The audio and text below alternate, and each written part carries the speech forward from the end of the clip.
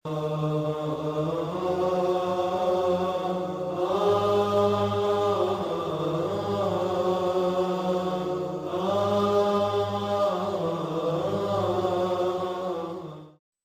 الله الرحمن الرحيم.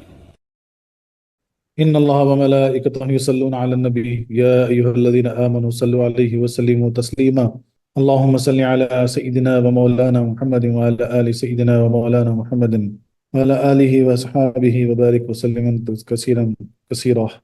سورہ فاتحہ کے بے شمار فائدے ہیں جن میں سے چند بیان کیے جاتے ہیں۔ جو شخص سورہ فاتحہ 100 بار پڑھ کر دعا مانگے حق تعالیٰ اس کی دعا کو قبول فرمائے گا۔ یہ پہلا فائدہ۔ جو شخص مریض لا دوا ہو وہ چینی کے سفید برتن میں آب زمزم اور عفران سے سورہ فاتحہ لکھ کر دھو کر 41 روز تک پیتا ہے تو انشاءاللہ شفا ہوگی۔ یعنی ایسا مرض جس کی کوئی دوا نہ ہو ویسا مرض کی بھی الحمدللہ دوا سورہ فاتحہ میں موجود ہیں۔ اس کو کرنا کیا ہے کہ سفید تشتری یعنی جو اس کی چائنا بولتا نا، اس کی تشتری جو ہوتی وہ لے کے اس میں جو ہے سورہ فاتحہ لکھ کر جو ہے نا زمزم کے پانی سے اس کو دھو کے پیتا رہے، 41 دن تک پیے تو وہ شفا ہو جائے گی۔ اگر آب زمزم نہ ملے تو عرق گلاب لے لے، اگر زمزم نہیں ہے تو گلاب کا عرق بھی استعمال کر سکتے ہیں۔ اگر یہ بھی میسر نہ ہو تو کنویں کا پانی بھی کافی ہے۔ سبحان اللہ سبحان اللہ۔ اگر وہ بھی نہ مل سکے تو کنویں کا پانی سے بھی پی لو، بولے اس سے بھی شفا ہو جائے گی۔ تفسیر کبیر میں ہے کہ بعض گنہگار قوموں پر عذاب الہی آنے والا ہوگا، مگر ان میں سے کوئی بچہ مکتب میں جا کر فاتحہ پڑھے گا، اس کی برکت سے 40 سال تک عذاب دور ہو جائے گا۔ اللہ اکبر۔ غور تو کریں کہ اگر ایسی قوم ہو جس پر اللہ کا عذاب آنے والا ہے اور اس قوم کا کوئی بچہ مدرسے میں جا کر سورہ فاتحہ پڑھ لے یا سیکھ جائے تو 40 سال تک کے لیے پھر اس قوم پہ عذاب ٹل جاتا۔ اللہ اکبر۔ جو شخص کسی دنیاوی بلا میں پھنس گیا ہو وہ بسم اللہ الرحمن الرحیم کی میم کو الحمد کے لام میں ملا کر پڑھا کریں، انشاءاللہ اس کی نجات ملے گی۔ سبحان اللہ۔ یعنی بسم اللہ الرحمن الرحیم الحمدللہ رب العالمین، ایسا اس کو پڑھنا رہتا۔ کیسا پڑھیں گے؟ بسم اللہ الرحمن الرحیم الحمدللہ رب العالمین۔ 7 دفعہ ایسا پڑھ لیں تو پھر اس سے نجات ہے۔ کوئی بھی دنیاوی بلا یعنی کوئی بھی ایسا مسئلہ دنیاوی آپ کو پیش آ رہا ہے جس میں آپ پھنسے ہوئے ہیں تو اس کو 7 مرتبہ ایسا ملا کے پڑھیں نیت کے ساتھ، تو انشاءاللہ مسئلہ حل ہو جائے گا۔ بعض صحابہ کرام نے سانپ کے کاٹے ہوئے پر سورہ فاتحہ پڑھ کر دم کیا، اسے آرام ہوا۔ غرض کہ اس کے بے شمار فائدے ہیں۔ ہر نماز میں ابھی کچھ مسئلے ہیں، ایک مسئلے پہ بات ہوتی ہے کہ مسئلہ یہ ہے کہ ہر نماز میں اس سورہ کا پڑھنا واجب ہے۔ فرض نماز میں تو اول 2 رکعتوں میں اور فرض کے علاوہ وہ دیگر نمازوں میں ہر رکعت میں یہ پڑھنا اس کا فرض ہے۔ یہ مسئلہ امام کے پیچھے مقتدی کو سورہ فاتحہ پڑھنا سخت منع ہے۔ ابھی حنفی مسلک کے حساب سے اس کا جواب دیا جاتا ہے کہ جب آپ جماعت میں ٹھہرے امام کے پیچھے تو آپ سورہ فاتحہ نہیں پڑھیں، امام پڑھ دیں گے، آپ کو پڑھنا نہیں ہے۔ قرآن پاک فرماتا ہے کہ جب قرآن پاک پڑھا جائے تو تم خاموش رہو اور کان لگا کر سنو، لہذا جو شخص امام کے پیچھے سورہ فاتحہ پڑھتا ہے وہ اس آیت کریمہ کے خلاف عمل کرتا ہے۔ مسلم شریف میں ہے کہ جب امام قرات قرآن کریم کرے تو تم خاموش رہو۔ دوسری حدیث شریف میں آتا ہے امام کا قرآن پاک پڑھنا مقتدی کا پڑھنا ہے۔ نیز تقریباً 80 جلیل القدر صحابہ کرام یعنی 80 صحابہ کرام سے منقول ہے کہ وہ حضرت امام کے پیچھے سورہ فاتحہ کو پڑھنے سے منع فرماتے تھے۔ اس میں سے حضرت علی مرتضیٰ رضی اللہ تعالیٰ عنہ اور عبداللہ ابن مسعود رضی اللہ عنہ بھی شامل ہیں۔ شامی جلد اول باب القرآت، اور اگر احادیث کی پوری تحقیق کرنی منظور ہو تو تحویل شریف، صحیح البخاری شریف اور بہت ساری دیگر کتابوں میں موجود ہیں۔ اگر مقتدی پر سورہ فاتحہ پڑھنا ضروری ہوتا تو جو شخص رکوع میں امام سے ملتا وہ رکعت نہ پاتا۔ حقیقت ہے نا، اگر سمجھو سورہ فاتحہ نہیں پڑھنا ہے کیونکہ امام پڑھ لیتا، اب جیسا بعض وقت جماعت میں ہم جا رہے ہیں اور پوری جماعت جو ہے نا رکوع میں چلے گئی تو ہم کیا کرتے رکوع میں مل لیتے۔ اگر سورہ فاتحہ پڑھنا فرض ہوتا تو پھر وہ رکعت ہی میں نہیں ملتی تھی نا، اپنے رکوع میں بھی اگر اپن مل جاتے تو وہ رکعت بھی پھر اپنے کو دہرانا پڑتا۔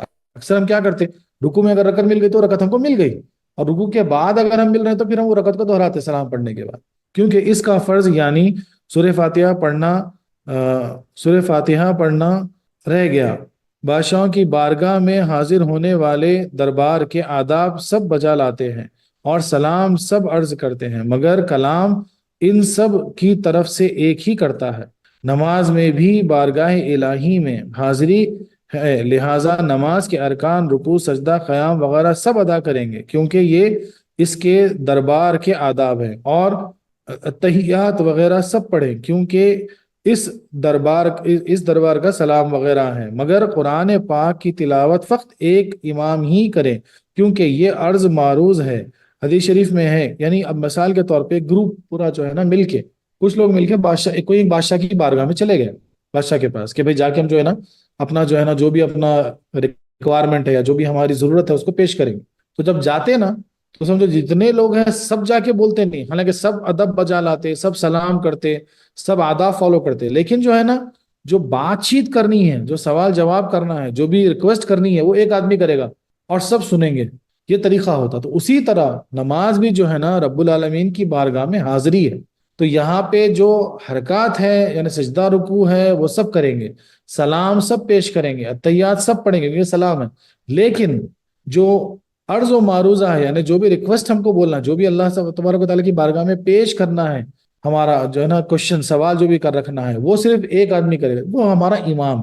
سبحان اللہ، یہ اس دربار کا سلام وغیرہ ہے، مگر قرآن پاک کی تلاوت فقط ایک ہی امام ہی کرے کیونکہ یہ عرض معروض ہے۔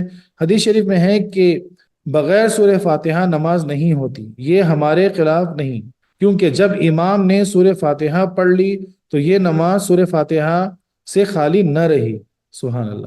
اب بعضی لوگ جو ہے نا آپ کو گمراہی میں ڈالتے کہ بھائی اگر سورہ فاتحہ نہیں پڑھے تو نماز نہیں ہوتی، تو سمجھو تم رکوع میں ملے تو اس رکعت میں تو سورہ فاتحہ تم نہیں پڑھے تو تمہاری رکعت نہیں ہوئی، پھر سے دوہراؤ، ایسا کر کے بولا جاتا ہے، لیکن یہ نہیں ہے، کیونکہ جب ہم امام کی اتباع میں جا رہے ہیں اور ہم رکوع میں ملے اور امام نے سورہ فاتحہ پڑھ لی تو پھر وہ رکعت ہو گئی، ہم کو سورہ فاتحہ بھی مل گئی۔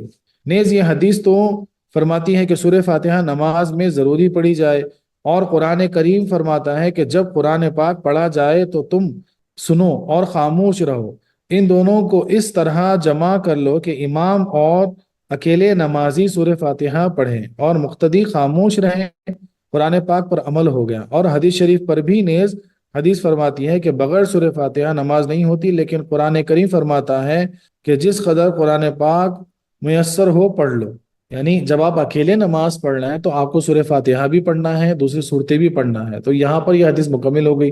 حدیث کا جو ہے نا جو حدیث میں جو لکھا گیا وہ اس کا وہ اشارہ ہو گیا، اور جب تم امام کے پیچھے پڑھ لے تو تم خاموش رہو، کیونکہ قرآن پاک کا حکم بھی وہاں پر پورا ہو گیا کہ کوئی قرآن پڑھے تو تم خاموشی سے سنو۔ لہٰذا اس حدیث شریف اور قرآن پاک کو اس طرح جمع کیا جائے گا کہ مطلقاً قرآن پاک پڑھنا تو فرض ہے اور سورہ فاتحہ پڑھنا واجب۔ نیز ایک حدیث شریف میں یہ بھی آتا ہے کہ نماز بغیر سورہ فاتحہ اور دوسری صورت کے ملائے نہیں ہوتی، حالانکہ دوسری صورت کا ملانا کسی کے نزدیک بھی مقتدی کے لیے ضروری نہیں بلکہ مقتدی کے لیے منع ہے، غرض کہ صحیح یہی ہے کہ امام کے پیچھے سورہ فاتحہ ہرگز نہ پڑھی جائے۔ اور ایک مسئلہ، نماز جنازہ میں سورہ فاتحہ تلاوت کی نیت سے پڑھنا منع ہے، ہاں اگر دعا کی نیت سے پڑھیں تو جائز ہے، اس لیے کہ باقی مسائل انشاءاللہ آگے۔ یعنی اب یہاں پہ اور ایک چیز بتائی جاتی ہے کہ جب ہم نماز جنازہ پڑھتے تو دوسری تکبیر میں سورہ فاتحہ بھی لوگ پڑھتے، لیکن وہ نیت سے پڑھنا نہیں ہے، وہاں پر دعا کی نیت سے پڑھنا ہے کہ ہم دعا کر رہے ہیں جنازے کی، یعنی جو مرحوم کے حق میں جو ہے نا ہم دعا فرما رہے ہیں سورہ فاتحہ کی شکل میں، تو پھر وہاں پڑھ سکتے، جائز ہے، ورنہ جو ہے نا جائز نہیں۔ سبحان اللہ۔ تو یہ وآخر دعوانا أن الحمد لله رب العالمين.